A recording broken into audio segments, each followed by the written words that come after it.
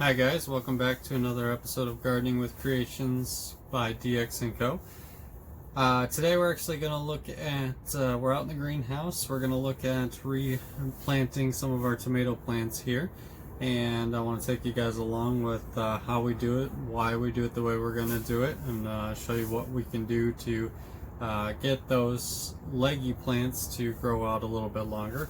And today actually, this morning, woke up to a cloudy, nasty 63-degree day here in Michigan. Unfortunately, that cold front came in today, and now we're down to 39 degrees. So I went ahead and threw a space heater out here. I'm wearing my jacket, but threw a space heater in the greenhouse. I'm hoping to keep all the plants out here the next couple of days. So I'm going to try to run the space heater and keep it heated in here. It's a nice mild temperature. I could probably take my jacket off in here, but it's not too bad. The wind's picking up, so if you get some of that wind noise in the background, guys, I apologize. But without further ado, let's get some of these things transplanted. Okay guys, as you can see here, our tomato plants here that we placed in those pods to begin with, they're getting a little leggy, and we got a couple in there that are starting to need to be thinned out a little bit. So what I like to do at this stage is actually replant them, especially these longer ones like this. It's really hard to tell on this camera. See if I can get it focused in, but you can see there it's growing little hairs off the side of that stem. Those are actually, if you plant that in the ground, those will actually become roots. That's the nice thing about tomato plants. You can plant all the way deep down in that stem. We can go this far down with that plant and it'll do just fine. Those all become roots, and that'll get a nice healthy root base for it. So even though tomato plants can become leggy, you can retransplant them and get some good healthy root base out of them. So what I'm actually going to do is this is another type of pot there that once these get a nice root system inside of here, you can easily pull this whole plug out with the dirt and all and plant it in. So today what I'm hoping to do is retransplant some of these into that. Now typically speaking, you can go straight into the ground with these as well, just like that. But for today, I'm going to show you how we do this. And this variety actually happens to be our beefsteak variety.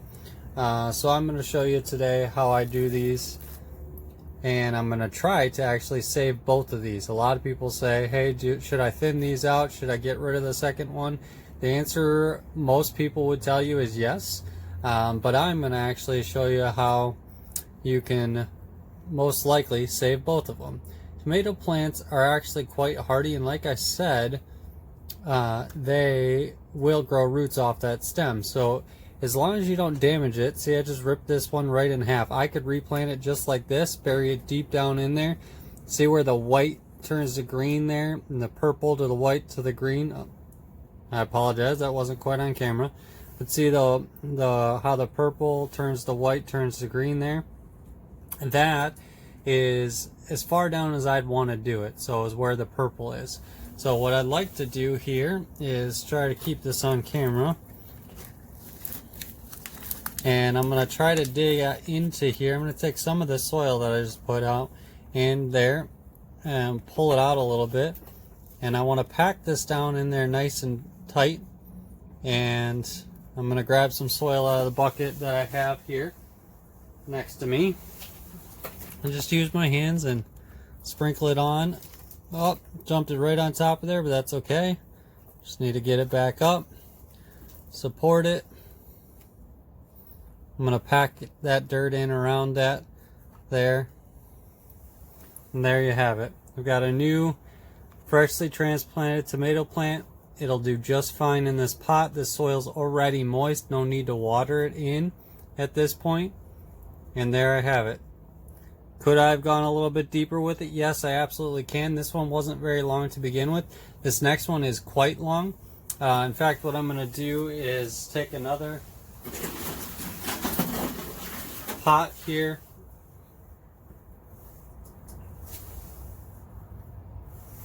This one I think is going to be for my cherry tomatoes, so I'm going to set that aside actually. I'm going to move on to another one for my beefsteak tomatoes here. And I'm trying not to overdo it this year in the garden. I only want 4 healthy plants of each 4 of the beefsteak variety and 4 of the cherry tomato variety. So what I'm looking to do, I'm going to do 6 to begin with here, or 6 in here in particular. The reason that I'm going to do 6 of them is because I'm looking to make sure that I have at a minimum of 4 very healthy plants to begin with. So I got that next one in there. As you can see, it's a little out of focus. I apologize. Just getting that dirt in here. I'm going to go ahead and move the camera here, guys, so that you guys can see a little bit better without my arms in the way. Let's see if that's a little bit better as I'm filling in all this here.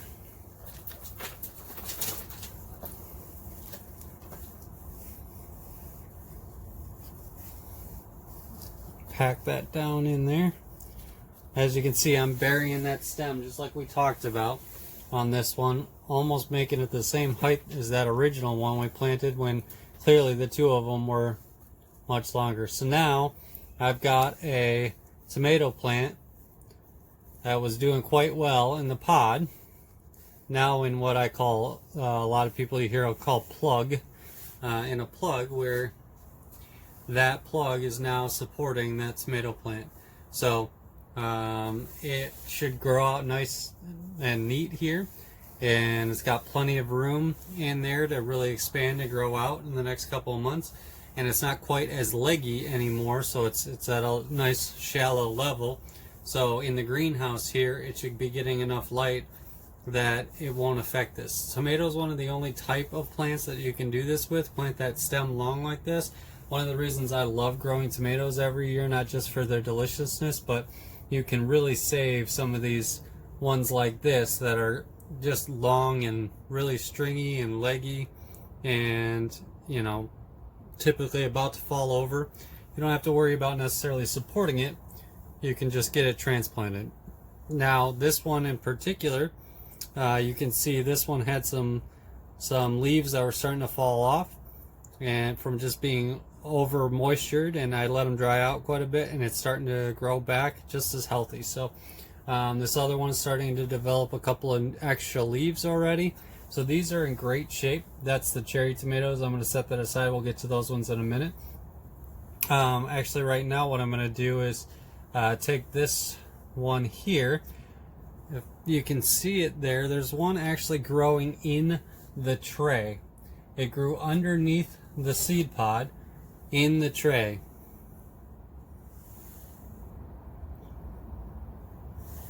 So I'm going to try to get that one out without damaging it here.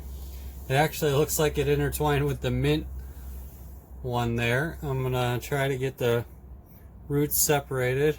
It's actually, the roots grew underneath this pod here. This is the tomato plant that the roots grew underneath this mint pod. So looks like one of the seeds just fell in between the tray.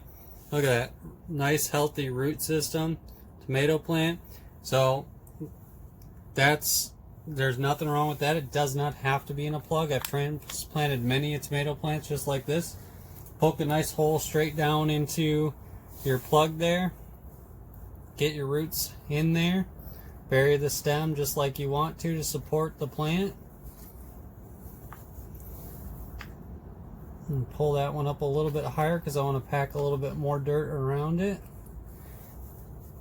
to get it supported. Grab some of my dirt that fell off the side of the tray here.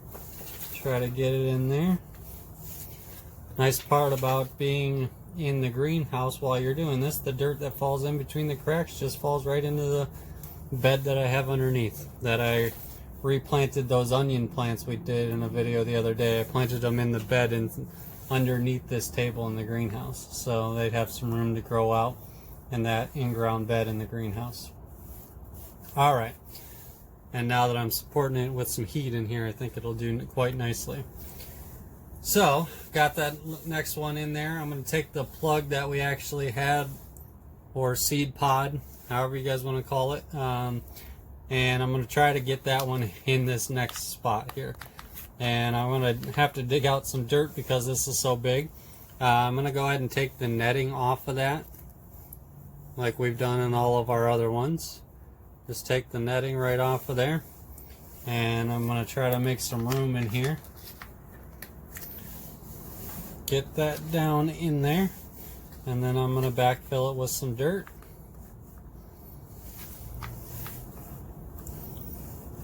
And there we have it. That one's nice and packed in there. Looking good. And so there you have it, folks. That's really all there is to transplanting your tomato plants, whether you're going straight into the ground with them or another pot like this to another plug to get them to grow out a little bit longer. Tomatoes, like I said, they can be very forgiving if you are doing this style and you bury them up to the root. That just gives them more room to get a healthier root base. And a healthy root base for your plants is always what you want. So this is a great way to extend the life of some of those leggy tomato plants before getting them in the ground. Like I said at the start of this video, it's only about 39 degrees out, and with the wind chill it's probably much worse than that. But in the greenhouse we can extend their life a lot longer, get them nice and healthier, get a lot more leaf foliage on them, and these things will be great to be transplanted later on a later date. And so just wanted to show you guys how we do that. Like I said, you can do that directly in the ground as well. This style method works great, and it'll feel kind of weird at first because you're thinking, oh, I just had this nice tall thick tomato plant and all of a sudden now I have this little stubby thing. But trust me, it'll be worth it in the long run. They'll get a thicker root, they'll be able to support themselves better later on in their lifespan, and you'll really appreciate it. So I'm going to do the same here with the rest of these beefsteak and get my label in there, and then I'm going to go ahead and move on to the cherry tomato variety. But like I said, they're all the same. So I appreciate you guys taking the time to watch this video today. I hope you guys are all staying safe out there. If you like this video, please share it out, subscribe, tell your friends about it, anybody you know, and tell me what kind of variety of tomatoes you guys are growing this year. Like I said, I'm going with simpler, with just some cherry tomatoes for snacking on and some beefsteak tomatoes for dinner time, things like that. So what kind of variety have you grown and had success with in the past? We're in zone 6A here, so you know these are always good for us. Got a spot right directly behind the greenhouse for them, and they did great there last year. I actually grew some cherries inside the greenhouse, cherry tomatoes inside the greenhouse last year. Did phenomenal.